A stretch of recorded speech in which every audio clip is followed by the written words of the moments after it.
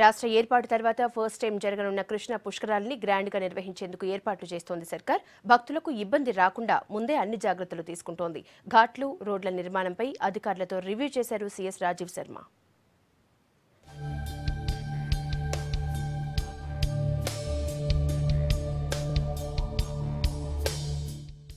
ఆగస్టులో జరగనున్న కృష్ణా పుష్కరాలపై ఫోకస్ పెట్టింది ప్రభుత్వం. గోదావరి పుష్కరాల కంటే గ్రాండ్ గా నిర్వహించేందుకు ప్లాన్ చేస్తోంది. మే నాటికే ఏర్పాట్లన్నీ పూర్తి చేయాలని నిర్ణయించింది. దేవాదాయ శాఖ, ఇరిగేషన్, రోడ్లు, భవనాలు, పోలీస్, పంచాయతీరాజ్ అధికారులు, మహబూబ్ నగర్, నల్లగొండ కలెక్టర్లతో సచివాలయంలో సమీక్షించారు సీఎస్ రాజీవ్ శర్మ.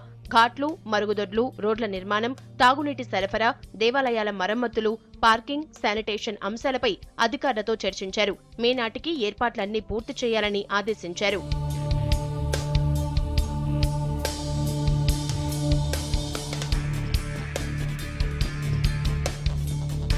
రాష్ట్రంలో కృష్ణానది ప్రవహించే మహబూబ్ నగర్, నల్లగొండ జిల్లాల్లో పుష్కరాలు జరగనున్నాయి. పక్క రాష్ట్రాల నుంచి కూడా పెద్ద ఎత్తున భక్తులు వచ్చే అవకాశం ఉంది.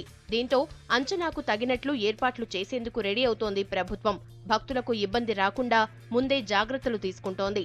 2 జిల్లాల్లోని పుణ్యక్షేత్రాలు భక్తులు దర్శించుకునేలా ఏర్పాట్లు చేస్తోంది. ఆలయాలన్నీ అందంగా ముస్తాబు చేయాలని నిర్ణయించింది. పుష్కరాలకు టూరిజంను ప్రోత్సహించేలా చర్యలు తీసుకోవాలని అధికారులను ఆదేశించారు సీఎస్. గతం కంటే ఈసారి ఘాట్ల సంఖ్య పెంచాలని నిర్ణయించారు.